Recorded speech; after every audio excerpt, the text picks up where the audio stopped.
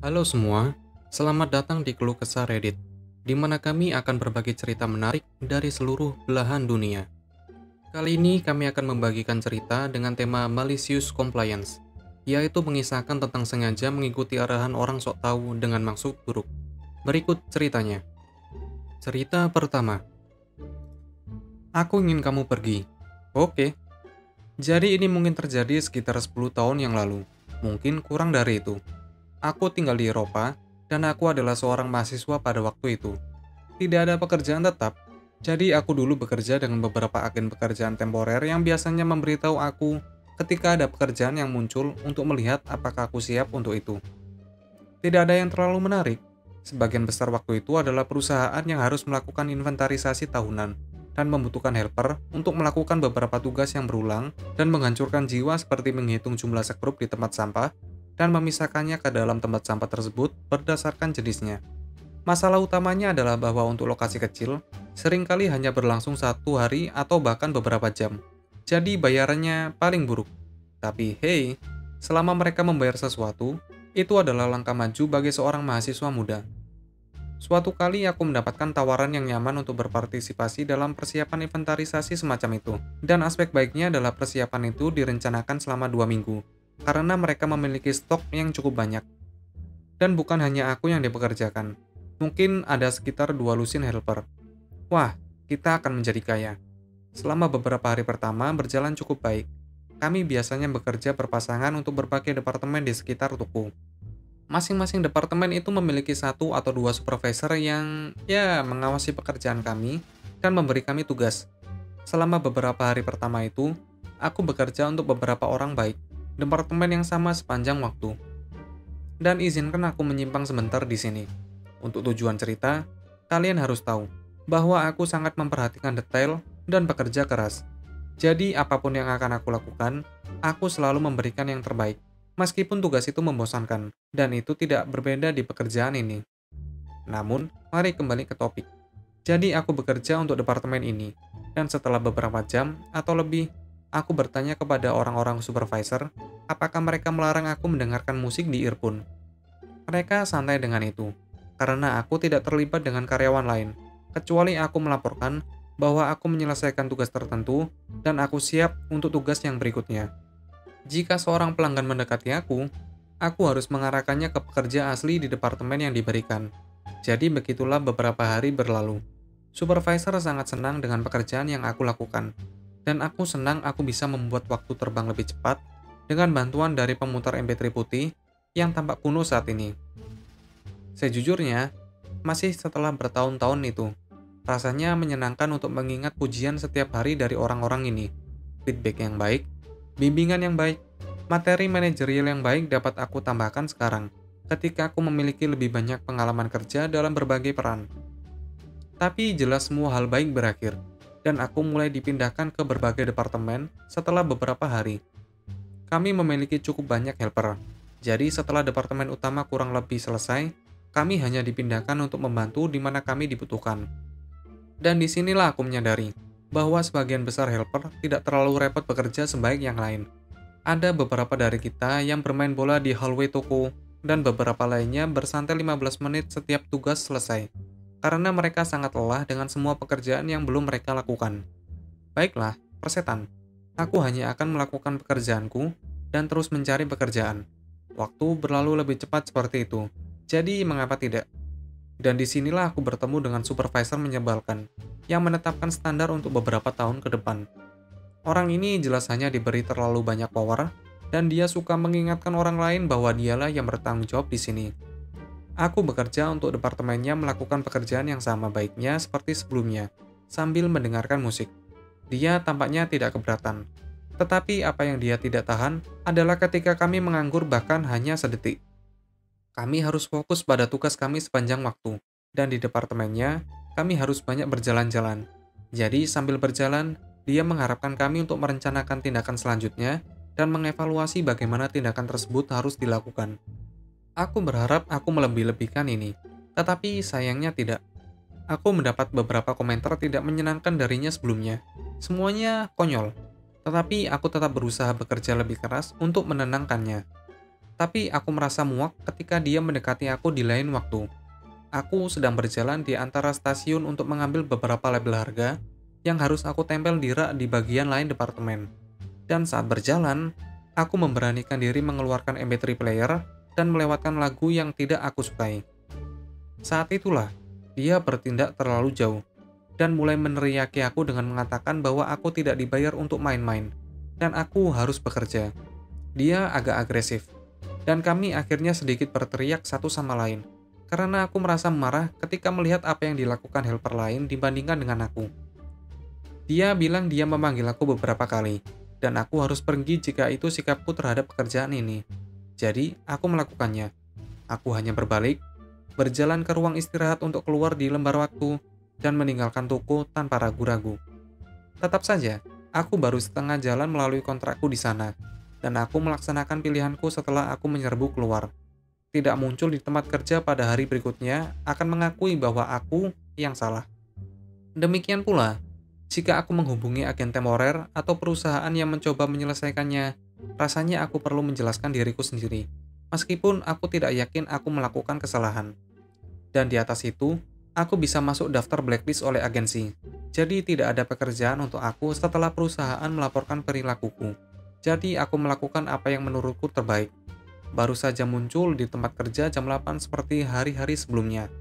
Seperti biasanya, semua helper membentuk barisan rapi di ruang istirahat untuk mendapatkan tugas mereka di awal hari, dan aku berada di tengah barisan. Tugas diberikan oleh supervisor lain yang bertanggung jawab atas semua helper yang dibawa melalui agen temporer. Kalian dapat mengatakan bahwa semua helper lainnya sangat ingin melihat apa yang akan mereka lakukan kepadaku sejak berita itu menyebar kemarin. Aku berharap akan dipecat di tempat. Sejujurnya, aku hanya berharap mereka tidak akan mencoba mengacaukan gajiku sejauh ini. Bagaimanapun, pengarahan terus berlanjut, dan wanita supervisor itu mendekati aku, berhenti sejenak dan jelas-jelas ragu-ragu. Supervisor Lady, apakah kamu tidak pergi kemarin? Aku melakukan apa yang diperintahkan oleh supervisor departemenku. Tapi bukan aku yang punya alasan untuk tidak masuk kerja hari ini.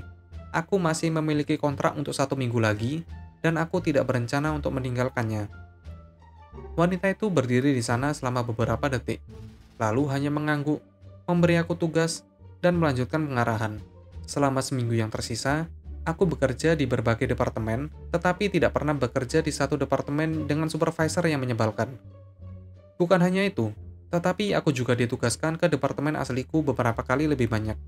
Dan untuk beberapa alasan, mereka memiliki lebih banyak hal baik untuk dikatakan tentang kinerjaku daripada sebelumnya. Cerita kedua. Tentu, aku akan melakukan pekerjaanku. Aku seorang anak muda yang bekerja di posisi ruang belakang di sebuah toko retail. Aku telah bekerja di sana selama sekitar 1 tahun sekarang. Manajemenku ketika aku mulai bekerja di sana sangat baik, dan sebagai hasilnya, aku sangat terlatih. Aku tidak pernah dipanggil HR, aku selalu tepat waktu, dan aku secara konsisten melakukan hal-hal jauh di atas gajiku. Aku mengisi pekerjaan supervisorku di ruang belakang dan dapat menjalankannya sendiri jika perlu. Dan aku melatih supervisor terbaru kami di posisinya. Jika kalian bertanya-tanya, aku tidak mengambil pekerjaan supervisor karena perlu mengubah waktu shiftku. Aku tahu semua detail bagus dan juga pelatih tim. Pada dasarnya, aku adalah seorang supervisor, tetapi tanpa kenaikan gaji. Manajerku pindah ke padang rumput yang lebih hijau, dan posisi mereka diisi oleh manajemen baru. Manajemen baru tidak sebanding dengan kualitas manajemen lama. Manajer toko kami, aku akan memanggilnya Karen, adalah manajer terburuk yang tidak kusukai. Dia menyukai politik di tempat kerja, bertingkah licik, dan mengatur segalanya secara mikro.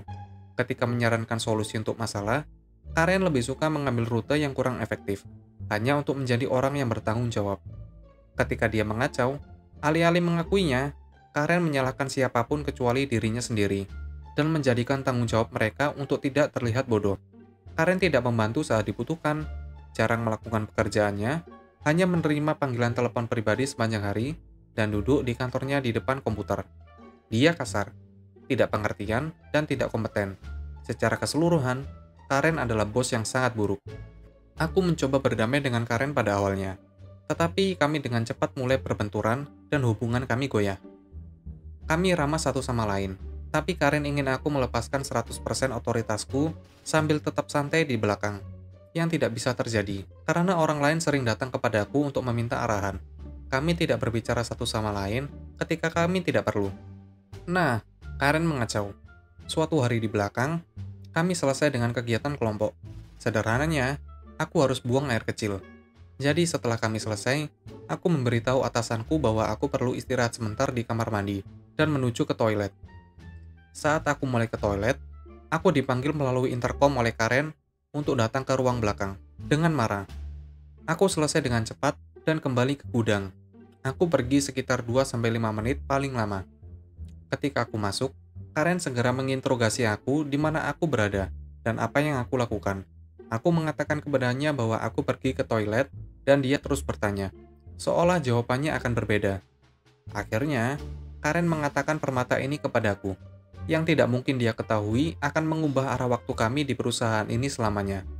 Karen berkata, kamu perlu menggunakan waktu perusahaan dengan lebih bijaksana dan melakukan pekerjaanmu. Oke. Ingat bagaimana aku mengatakan bahwa aku pada dasarnya adalah pengawas stok cadangan di institusi ini? Daftar tugas manajemen yang aku kerjakan sendiri sebenarnya cukup panjang, yaitu melatih orang baru, memperbaiki barang yang rusak, memperbaiki kemasan, melatih supervisor, mengerjakan dokumen, mendelegasikan tugas, memberi instruksi kepada orang, membuang sampah, membersihkan gudang. Daftarnya terus bertambah. Saat Karen mengatakan ini kepadaku, sesuatu berbunyi. Kalian lihat kemana arahnya. Aku menghentikan semuanya. Semua hal manajerial langsung kulepaskan. Lakukan pekerjaanku. Oke, aku akan melakukan pekerjaanku. Bukan pekerjaanmu, bukan pekerjaannya, hanya pekerjaanku. Itu yang kamu tanyakan kan? Arahkan timmu sendiri. Kerjakan dokumenmu sendiri. Latih supervisormu sendiri. Karena aku hanya seorang pegawai rendahan kan? Yap, gudangku berantakan dengan cepat. Tiba-tiba seluruh ruangan berantakan. Orang-orang baru tidak dilatih, produk yang salah dikeluarkan. Supervisor baruku tidak tahu apa yang harus dilakukan, selain menyalinku sehingga tidak ada dokumen yang selesai. Sampah berhenti diambil. Orang-orang di gudang tidak memiliki arah, lantai kotor, dan lain-lain. Aku bertanya-tanya mengapa. Itu adalah sebuah kehancuran, dan manajemen tidak bisa mengatakan apa-apa tentang itu. Karena itu adalah tugas manajemen dan bukan masalahku. Aku tahu bahwa Karen tahu apa yang aku lakukan, tetapi yang bisa dia lakukan hanyalah diam-diam memikirkannya, menyedotnya, dan benar-benar melakukan pekerjaannya. Dia kesal dengan aku setelah ini, dan mencoba memberi aku lebih sedikit shift. Tapi itu tidak bertahan lama. Manajemen akhirnya terlibat dengan ruang penyimpanan. Aku tidak pernah puas dengan diriku sendiri. Semua karena Karen tidak bisa menerima bahwa aku harus buang air kecil. Apa yang akan kamu lakukan? Memecat aku karena melakukan pekerjaanku? Hahaha. Begitulah ceritanya. Apabila kalian suka, kalian bisa like dan berkomentar di bawah. Jangan lupa subscribe untuk membantu channel ini. Sampai bertemu di video selanjutnya.